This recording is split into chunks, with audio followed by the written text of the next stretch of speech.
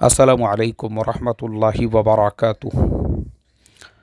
मोहतरम भाइयों, बुज़ुर्गों, दोस्तों, जुमा के बाबरकत और मुबारक दिन फ़जर की नमाज से पहले ये खुशखबरी पढ़ने के लिए मिली कि इज़राइल गवर्नमेंट हमास के साथ में सीज़ फायर के लिए तैयार हो चुकी है। और सीज़ फायर आज यानी तकरीबन 4:30 बजे हमारे इंडियन टाइम के हिसाब से और वहाँ के हिसाब से रात के 2 बजे से वो लागू हो जाएगा। और अब इसके बाद उनके दरमियान में कोई जंग नहीं होगी। और ये मेरे सामने जो है एक न्यूज़ है, NBC न्यूज़, उसकी मैं न्यूज़ पढ़ रहा हूँ। तो यहाँ पे लिखा हुआ है, in remarks from the White House less than 2 hours before the ceasefire was set to take effect, President Biden said he had been in close contact with Netanyahu and Egyptian President Abdul Fattah al-Sisi in the hours leading up to the deal। यानी ये Joe Biden की कोशिशों से हुआ है। ये Joe Biden पिछले चंद दिनों से इस बात की कोशिश में लगे थे कि जंग रुक जाना चाहिए। रीज़न क्या था?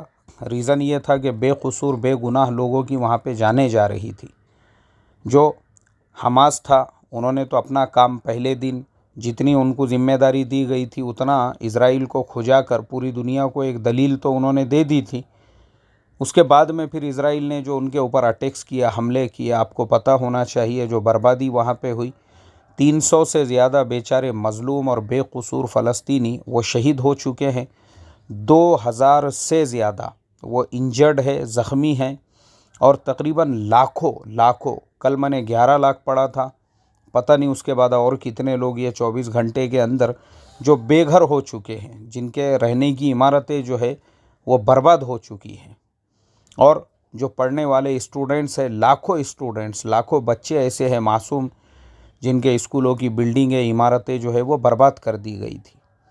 जो पॉलिटिक्स बेंजामिन नेतन्याहू को खेलना था वो खेल के बाहर निकल गए, इसलिए कि चंद घंटों के बाद यानी ये जो सारे हालात बिगड़े हैं, इससे चंद घंटों के बाद में ही उनको इज़राइल के प्रेसिडेंट को जाकर अपना इस्तीफ़ा देना था, अपने प्राइम मिनिस्टर पद से राजीनामा देना था। क्योंकि मैंने बताया हूँ, पूरा अप्रैल का महीना जो वहाँ पे प्रोटेस्ट हुए, जो वहाँ पे हालात ख़राब हुए और वहाँ के लोग जो है पूरी तरह से बज़िद थे, इस इंसान को हटाया जाए और इसके ऊपर करप्शन के चार्जेस लगाए जाए।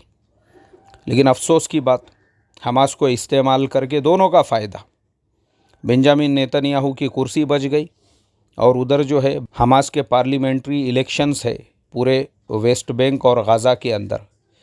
अब हमास वाले भी हीरो बन के जो है सब वहाँ के लोकल लोगों के सामने खड़े हो गए कि अब वोट हमको दो, देखो हमने तुमको बचाया है, देखो हम ही है जो इज़राइल से मुकाबला कर सकते हैं। यानी बेंजामिन नेतन्याहू इज़राइली कौम को ये मैसेज दे रहे हैं कि मैं ही हूँ जो तुमको इनसे बचा सकता हूँ। और दूसरी तरफ से हमास है कि हम ही है हमारे अंदर इतनी ताकत कि हम जब चाहे जितने रॉकेट जो है वो इज़राइल के ऊपर बरसा सकते हैं। हमने भी 1300-1400 रॉकेट बरसा दिए। अल्लाह समझ आता फ़रमाए भाई, ये सियासत जो है ना, अल्लाह हमको समझा दे। क्योंकि ये सियासी लोग जो है ना अपने बाप के सगे होते हैं ना, अपने घर के किसी रिश्तेदार के सगे होते हैं, सिर्फ और सिर्फ अपने कुर्सी के सगे होते हैं। और उसके लिए उनको कुछ लेना देना नहीं है।